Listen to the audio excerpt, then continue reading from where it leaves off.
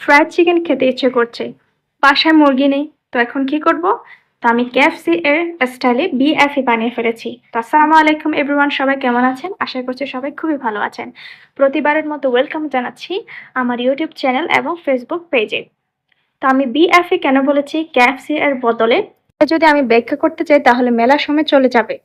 এটার ব্যাখ্যা আমি কোনো এক সময় করে দেব। তো এটা যেহেতু ডিম দিয়ে বেসিক্যালি বানানো, এর জন্য বিএফই বলেছি। এখন রেসিপির শুরুতে ডিম ভেজে নিতে হবে। এর জন্য আমি পেঁয়াজ আর কাঁচামরিচ কেটে নিয়েছি। এবার অল্প পরিমাণে লবণ দিয়ে পেঁয়াজটা ভালোভাবে কচলিয়ে মেখে নিতে হবে। এরপরে আমি কিছু গোলমরিচ গুঁড়া দিয়ে দিচ্ছি। এটা দেওয়ার সুবিধা হচ্ছে ডিমের ভাজার যে এক্স্যাক্টলি স্বাদ সেটা হচ্ছে একটু ডিফারেন্ট হবে, যেহেতু আমি কেএফসি স্টাইলে করছি। এরপর আমি 2টা ডিম নিয়ে নিয়েছি। এবার 2টা ডিম ভেঙে নিয়ে নিব। এখন ডিম, পেঁয়াজ আর কাঁচামরিচ ভালোভাবে বিট করে নিব। এখন এটা ভেজে নিতে হবে। কড়াইতে অল্প পরিমাণ তেল দিয়ে ডিমটা দিয়ে দিলাম। অ্যাজ ইউজুয়াল যেভাবে ডিম ভাজা হয় সেভাবে এটা ভেজে নিতে হবে, তবে ঢাকনা দিলে একটু ফ্লাফি হয় ডিমটা। তো এবার উল্টে দেওয়ার পরে যখন ডিমটা সুন্দরভাবে ভাজা হয়ে আসবে তখন আমি সাইডের ডিমগুলো কেটে নিচ্ছি, কারণ এটা আমি লম্বালম্বি করে কেটে নেব। এখন মাঝখানে আমি দুভাগ করে নিব। এরপর যে একটা ছুরির সাহায্যে লম্বালম্বি করে কেটে নেব, ফিঙ্গার সাইজের করে। দেখতে পাচ্ছেন আমি কি সাইজের করে কেটে নিয়েছি। এবার আমি সবগুলো কেটে নেওয়ার পরে একটা শুকনো প্লেট নিয়ে নিলাম। এখন নিয়ে নেব আটা। আপনারা চাইলে ময়দাও নিয়ে নিতে পারেন। অল্প পরিমাণে লবণ দিয়ে দিচ্ছি।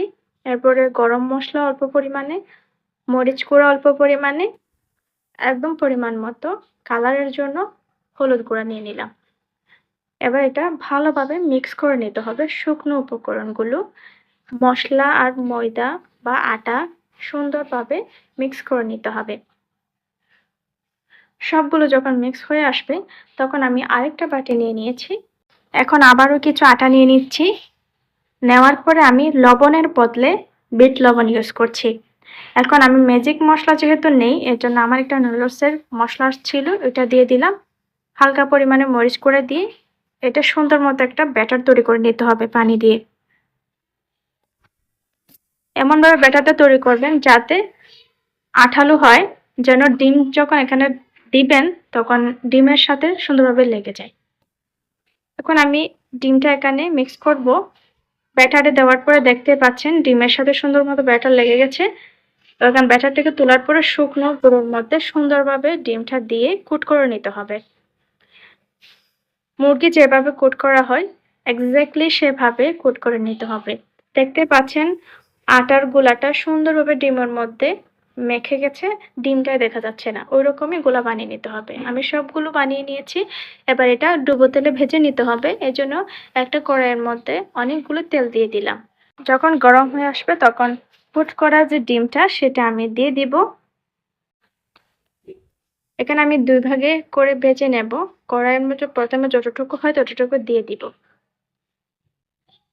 দেওয়ার পরে এক পাশে যখন একটু শক্ত হয়ে আসবে তখন এটা আপনাকে উল্টে দিয়ে দিতে হবে। উল্টে দেওয়ার সময় সাবধানে উল্টে দিতে হবে যাতে ভেঙে না যায়। এবার নাড়িয়ে চাড়িয়ে সুন্দর মতো একটা কালার যখন চলে আসবে, মুচমুচে হয়ে যাবে, তখন এটা আপনাদেরকে তেল ছাড়িয়ে তুলে নিতে হবে। তো আমি তুলে নিয়ে নিলাম। এবার আমার যে বাকিগুলো আছে সেগুলো আমি একইভাবে ভেজে নিতে হবে। তবে আপনাদেরকে এই পর্যায়ে চুলার আঁচটা একটু কমিয়ে দিতে হবে, কারণ এই পর্যায়ে তেলটা অনেক গরম থাকে। তো আমি ভেজে নিয়ে নিলাম। সবগুলো ভেজে নেওয়ার পরে তুলে নিয়ে নিচ্ছি। সো রেডি হয়ে গেল আমার কেএফসি স্বাদের বিএফি, মানে ফ্রাইড চিকেনের বদলে ফ্রাইড এগ। তবে স্বাদ কিন্তু অনেকটা সিমিলার। ডিম দিয়ে সুন্দর মতো একটা রেসিপি তৈরি হয়ে গেল, তাও আবার কেএফসি স্বাদের। তো আপনারা ট্রাই করতে পারেন, আমার খুবই ভালো লেগেছে। তো যদি ভালো লাগে লাইক, শেয়ার এবং কমেন্ট করে জানাবেন। যদি ইউটিউব চ্যানেল থেকে দেখে থাকেন তাহলে সাবস্ক্রাইব করে দেবেন, আর যদি ফেসবুক পেজ থেকে দেখে থাকেন তাহলে ফলো দিয়ে রাখবেন। আজ এ পর্যন্ত, ভালো থাকবেন সবাই। আল্লাহ হাফেজ।